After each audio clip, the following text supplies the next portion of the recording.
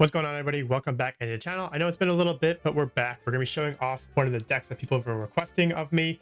They saw the yellow Palp deck, and we have it here today. Shoutouts to Josh or Blueser for allowing me to go over his deck list. He went 4-0 in this past Friday's Myrtle Beach Games Locals. So get excited for this deck list. It's really fun. The goal of the deck is obviously draw as many cards as possible, take control of your opponent's units, and kind of use those units also to help your draw and card advantage. But again, the deck is a lot of fun. Shout outs to Josh again. This is not my deck list, giving props to where it's due. If you want to try out this deck, check down the description down below. But without further ado, let's go ahead and talk about the leader, which is Emperor Palpatine. Now, Emperor Palpatine, for the cost of 1 and in action, you can go ahead and defeat one of your friendly units. You go ahead and do that. You can deal 1 damage to a unit, and you get to draw a card. And that's what this deck is mainly wanting to do, is get that draw power. It gives you more options to kind of go ahead and do what you want to do in the mid to late game. And even the beginning part, you can go ahead and draw into some really good plays early on to set yourself up, maybe get some ramp going to get Emperor Palpatine out, because we all know that Emperor Palpatine requires 8 resources to use his epic action. But when you do use epic action on deployment, he has to take control of a damaged non-leader unit. That's really cool because you can go ahead and use his ability, sacrifice one of your units, and deal 1 damage to an opponent's unit. Even if it's 1 damage, you can go ahead and take it. So you can go ahead and snag, let's just say, something with 7 experience tokens, or something with like a bunch of equipment that making it like an 8/8. And if it has 1 damage on it, boom, it's yours, right? And then on attack, you may defeat another friendly unit if you do deal 1 damage to a unit and draw a card. So that's pretty much the same thing, but it's on his attack instead of paying the 1. So again, getting more draw power late in the game when you have Emperor Palpatine out there on the board, again, can allow you to draw into plays to hopefully get into your win cons, or allow you to get cards to help you sustain HP and get back to a healthy margin. Because in the beginning parts of the game, you're going to be taking a lot of hits with this deck, but you're going to be trying to control your opponent's board, take over their units, and try to get you into the position to take over the game. Because Emperor Palpatine, you know, that's what he does. He turns people to the dark side and he goes in for those W's, right? That being said, let's go over our base. Nothing crazy here. It's just a 30 HP yellow base. Chopper base is what Josh used. You can go ahead and use Administrator's Tower. It does not matter as long as it's a 30 HP base. No one's using Jeddah City out here. It's just not going to be used. So go ahead, use Chopper base. And again, use Emperor Palpatine to draw a bunch of cards. That being said, let's go ahead and hop into our ground units. Our ground units are pretty good, right? We have 19 of them, so a pretty good spread here. Starting off, we have Yularen. Now, Yularen, when you play a command unit, you get to heal 1 damage from your base, and that includes Yularen himself. And so that's pretty good right there. Again, you're going to need to heal up at some point in this deck. Most likely, if you're going against the aggression matchup and stuff like that, there are good chances that you're going to be taking a bunch of hits. So at some point, you might need to heal, and Yularen is a good way to do so. The Seasoned Shore Trooper, when you control 6 or more resources, this unit gets +2/+0. It's a good card because you want to get to 6 resources. You're going to get to 6 resources if playing the deck correctly. And so you get to just have a really strong 2-cost unit. Just a good card in the deck. Next, we have Super Laser Technician, one of the most important cards of the deck. Obviously, we all know that when this card is defeated, it goes into your resource pile ready. So the thing is about this is that unlike other decks, there are some decks that can do the same thing, but Palpatine, you can use Super Laser Technician to swing into a unit if you want to go ahead and sack it off and just put it right in, or you can use it to swing into your opponent's base and then use Emperor Palpatine's ability to take out and sacrifice your own Super Laser Technician. And the thing is about that is that it's essentially free at that point because it goes right into your resource pile readied. So essentially, you're just getting a free drawn card. And if you drew a card, a free drawn card, if you get to draw that card, it's just really good. And again, you get to deal 1 damage to your opponent unit as well. So it's just a free way to use Palpatine's ability if you're using on Super Laser Tech. You no longer have to go ahead and sacrifice it by swinging into a unit. You can go ahead and swing into a base, deal 2 damage, and then use Palpatine's ability. Plus, there are some times where people will go ahead and play out space units with Super Laser Tech's out there, so Super Laser Tech doesn't have an option to get killed. And then, still, that's not going to be the case with this deck. You can just go ahead and sacrifice it anyway. Next, we have Emperor's Royal Guard at a 3 of. Obviously, it's one of the best cards to play in a Palpatine deck because you have Emperor Palpatine as a leader, he gets 0+1, which makes him essentially a 3 costing 3/5, which is really strong. And then if you control another official unit, it gets Sentinel. That's only going to be the case when you have Yularen or Emperor Palpatine on the board, but still a 3 costing 3/5 is nothing to sneeze at. It's just really, really strong. Next, we have Homestead Militia, another card that when you have 6 or more resources, it gets a buff. When you have 6 or more resources with this unit, it gets Sentinel, another way to protect your base if you need to do so. Next, we have Escort Skiff. When you control another command unit, this unit gains Ambush. Everything on the ground is command, so you're most likely going to be controlling command units. And Ambush is just really strong in being able to clear out the board, right? You can swing into something, take it out. Even if you are losing the Escort Skiff, being able to take out your opponent's units is kind of what this deck needs to do. So getting a card with Ambush is just really strong. Next, we play 3 Reinforcement Walkers. When played or on attack, look at the top card of your deck. Either you get to draw that card or you get to discard it and heal 3 HP. More often than not, you're probably going to be trying to get that 3 HP because at this point you're at probably a low amount of HP. But it also just, if you need it, you can take the card from the top of the deck and you draw it, right? So just more draw power in this deck that already has a ton of draw power. So as you see, the ground units, we have 19 of them. It's a good mix of ways to kind of control the board, things that get stronger as the game gets on, and then you have ways to heal as well. So a good mix of ground units there. Next, we're going to go over our space units, and we play 11 of those. And we start off with Patrolling V-Wing. Patrolling V-Wing, when played, draw a card. So again, more draw power in this deck. I'm pretty sure Josh just wants to get, as many cards in hand as possible. But with that being said, who doesn't enjoy drawing cards?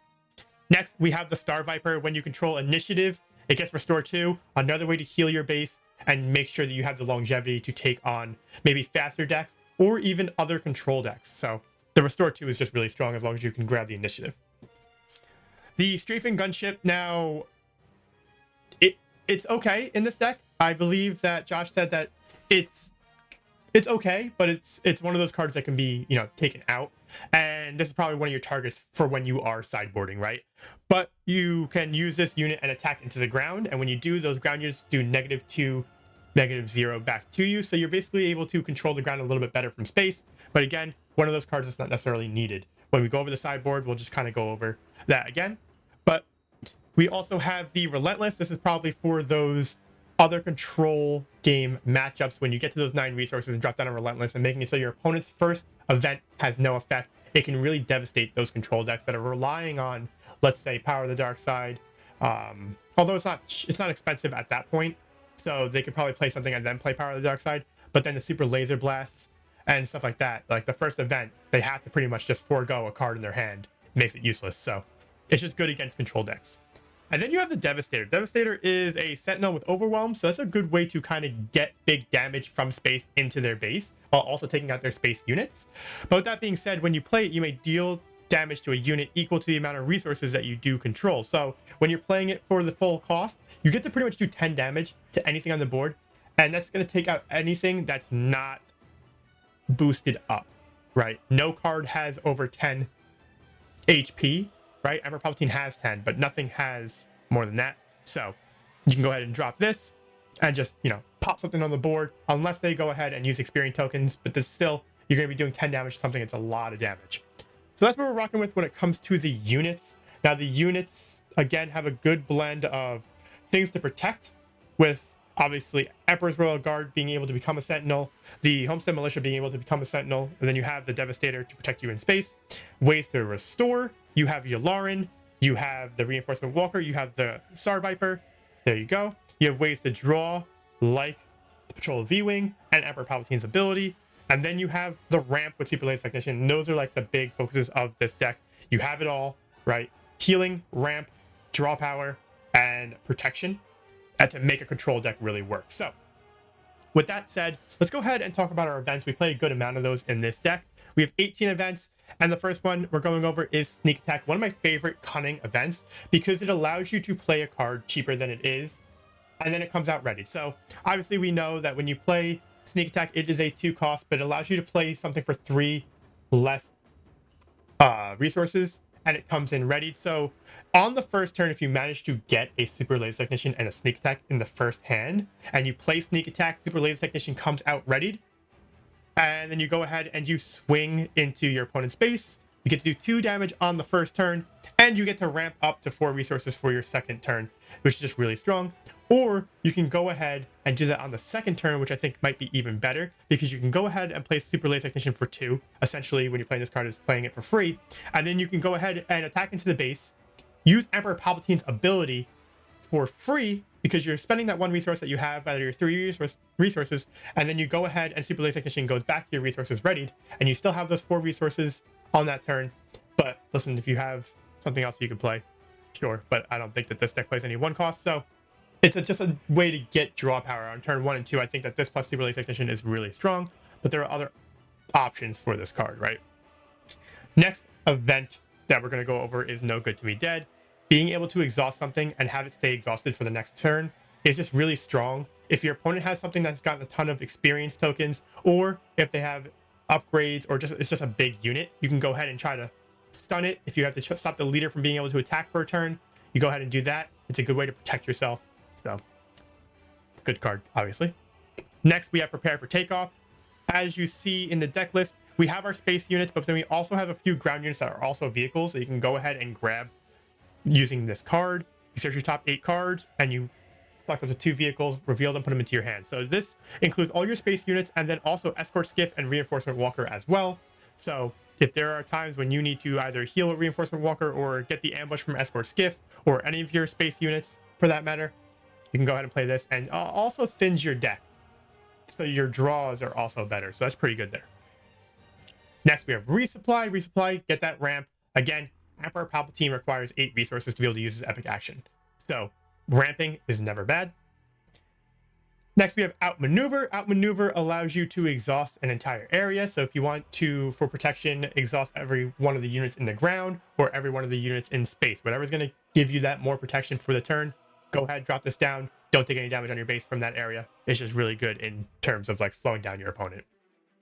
Overwhelming Barrage, obviously one of the best cards in the game, especially if you're playing green villainy. And you give something +2/+2 for the phase, but then you also get to deal that damage of its power across the board in any way you see fit. So, let's just say you have a Reinforcement Walker out there and you drop down next turn Overwhelming Barrage, you get to deal 8 damage across the board. So if you're playing against aggro, they have a bunch of small units, you can potentially take out 2-3 units with just that, and then you still get to attack with your Reinforcement Walker if you haven't done so that turn. So you get that boost and you get to deal damage.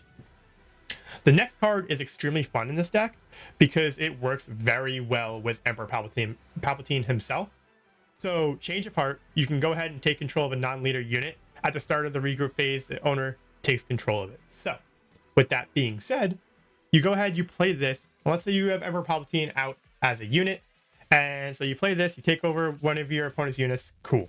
It was readied, so you get to go ahead and swing into their base. Cool. Then you use Palpatine to swing, and then you get rid of this unit and use it for Palpatine's ability. So you pop the unit, you get to draw a card, you get to deal 1 damage to your opponent's unit, and their opponent loses that unit forever. So it's just a really good combination in this deck, especially. And so it's pretty fun. And then we only play 2 of 1 upgrade, and that's going to be Traitorous, another way to steal units from your opponent. And then, again, you can use Palpatine's ability if you choose to do so, but still, Traitorous allows you to take a unit that costs 3 or less, and then if your opponent destroys that upgrade, they get it back. But still, that's when Palpatine's ability comes in. You feel like they might have something in their hand to take out Traitorous, just pop it with Palpatine's ability. Let's go ahead and hop into the sideboard now. When it comes to the sideboard, you're pretty much seeing a lot of the cards that are already in the deck with some changes, right? So we have 3 Swoop Racer. That's kind of one of the options that you can go ahead and do. If you're not enjoying Strafing Gunship, go ahead and throw in the Swoop Racers. They're really strong. They're 3 costs, but they have 4/3 in terms of power and HP. So they're just really strong 3-drops. Next, you have the other 2 Relentless. If you are going up against that control and you need the extra Relentlesses, go ahead and throw these into the deck. The Emperor's Legion is interesting because you're obviously losing a few units each turn, and you can go ahead and, play this and bring those units that you lost back to your hand, and it gives you just more options to play as the game goes on, especially with your low costing units, if you go ahead and lose a few of them and you bring them all back to your hand and you have a ton of resources down, you can then go ahead and fill up your board and then go ahead and start swinging multiple units the following turn into your opponent's base. And at that point, it's going to be like mid to late game, probably late game, and they won't have the cards on the board most likely if you were doing what you were supposed to do with this deck in controlling and taking out their units, right? So it's a good way to go ahead and flood the board later on in the match.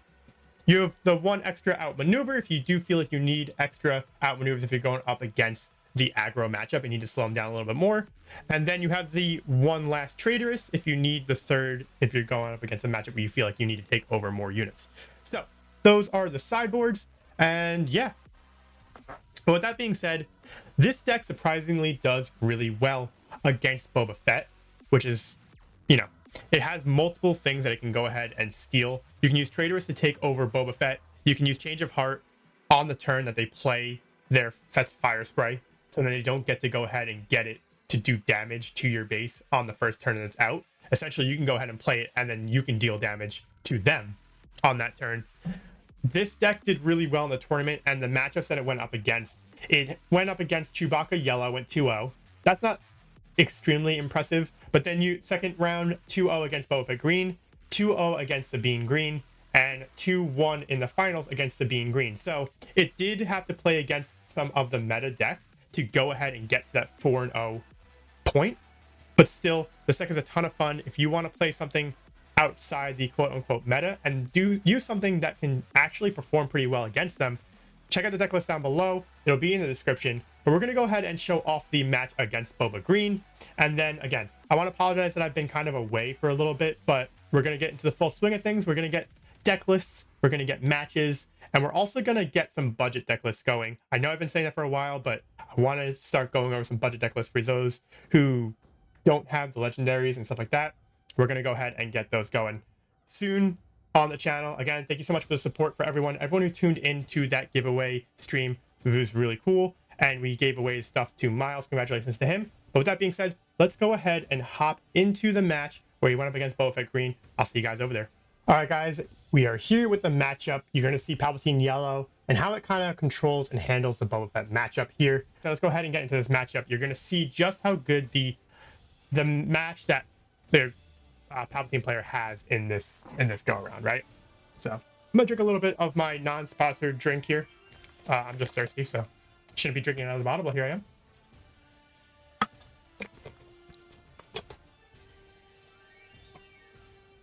All right, so you're seeing the Boba Fett player with the initiative, the Palpatine player punching the table out of pure excitement, I can only imagine.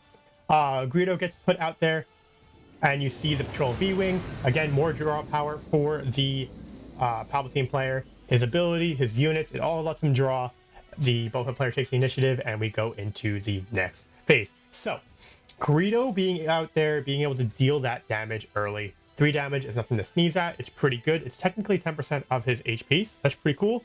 The Patrol V-Wing can swing in for 1, but Palpatine being able to pop it to draw more cards is what the Palpatine player is most likely going to aim to do to cycle through his deck a little bit faster. So you see the Greedo going ahead, like I said, swinging to the base, 3 damage right away, you know.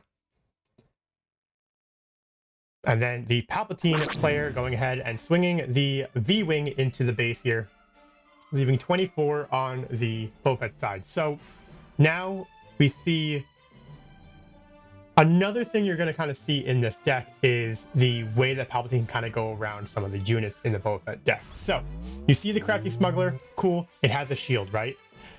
Now, Palpatine being able to pop his units, being able to draw a card and dealing 1 damage to units is really good at handling deck's shields that they use to try to clear out your units, right? Crafty Smuggler is a good way to get damage onto a unit without losing a unit.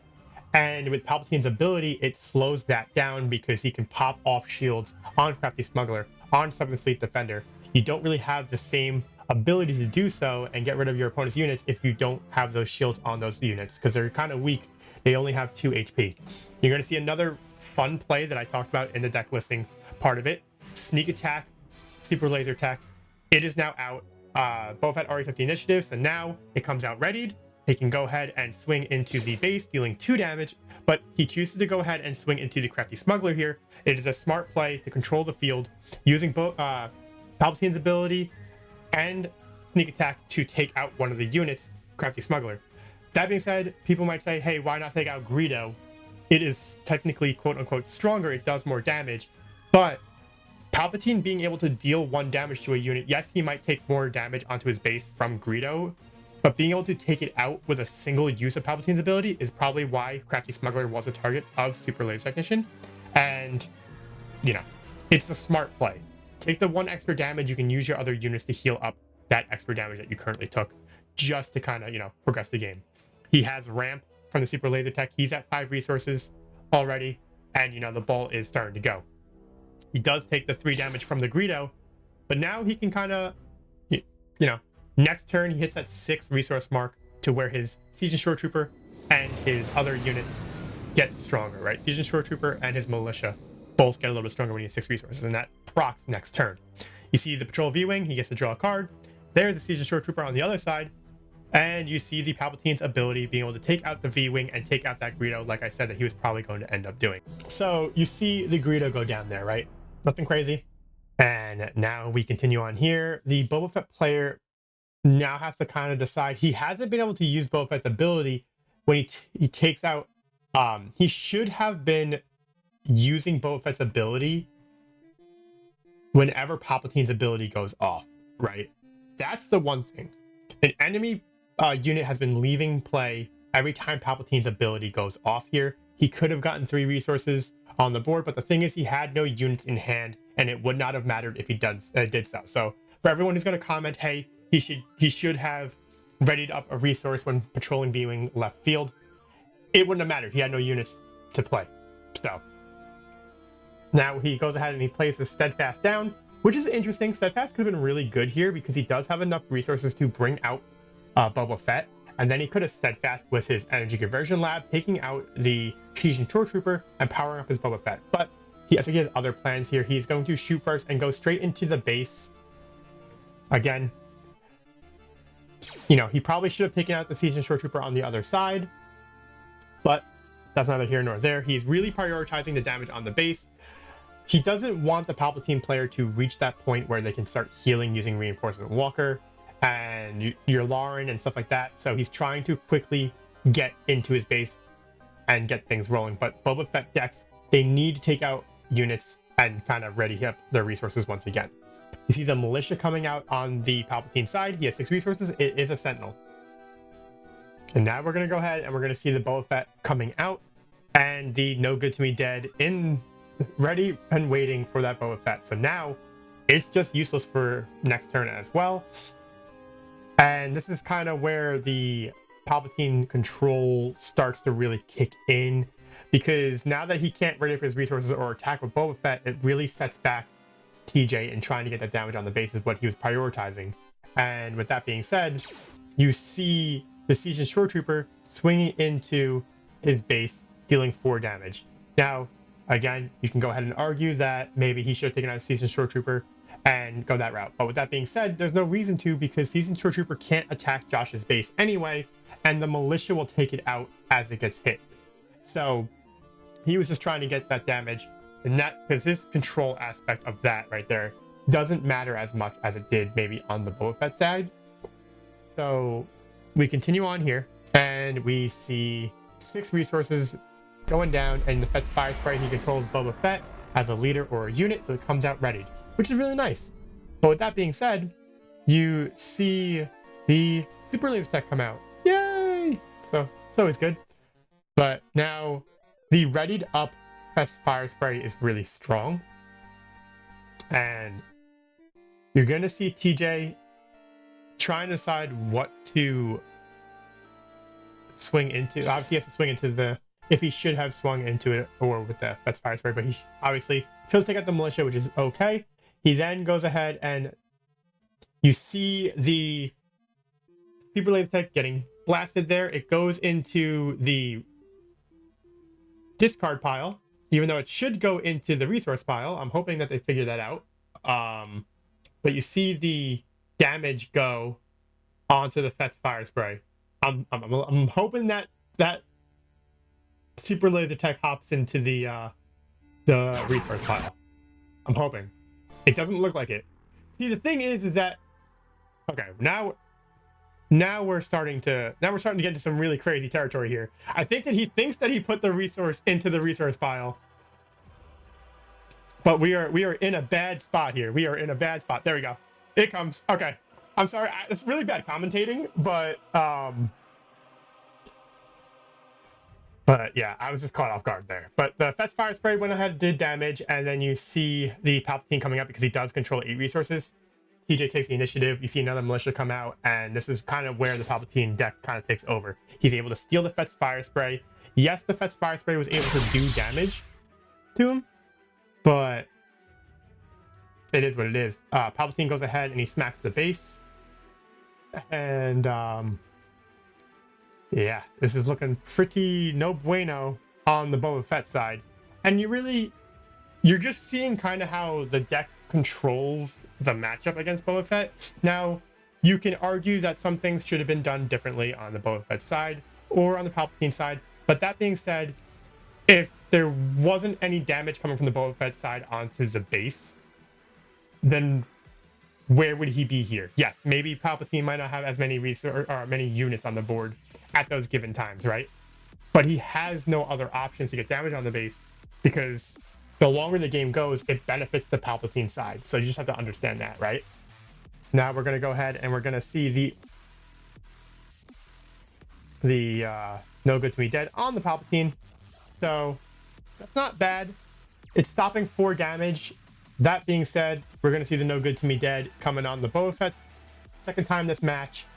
It gets to a point where it's probably like, well, you know, I tried to play the game, but I just couldn't, right? And that's kind of what Palpatine's doing here. Again, that Fett's Fire Spray being on his side probably doesn't feel good either. But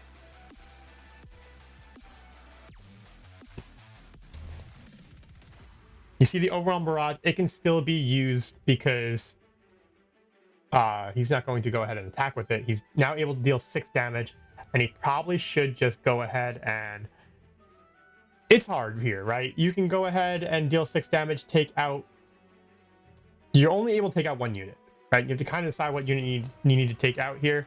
The Fett's Fire Spray being able to deal a lot of damage from space probably should be the target. Also having the ability to exhaust non-unique units is really strong there. He decides to go with the Militia because it does have Sentinel at this point. So if he does end up getting those ground units onto the board, he can go ahead and swing into the base if he can get out damage quick enough to stop what's happening against him. But it's just at that point, right? You see the Fett's Fire Spray come out here, and it's just gonna dome him. And really, you haven't seen Boba Fett's ability pop off much. And again, him choosing not to take out units does lead into that. But we talked about it. He needed to get damage on the board as much as possible against this Palpatine deck. It makes you kind of fall out of your play style with certain decks, right? And you're seeing that here. Then you go ahead, you see the Yularen, you see the Strafing Gunship. It's just, that's a lot of units on the Palpatine side, right? And here we are.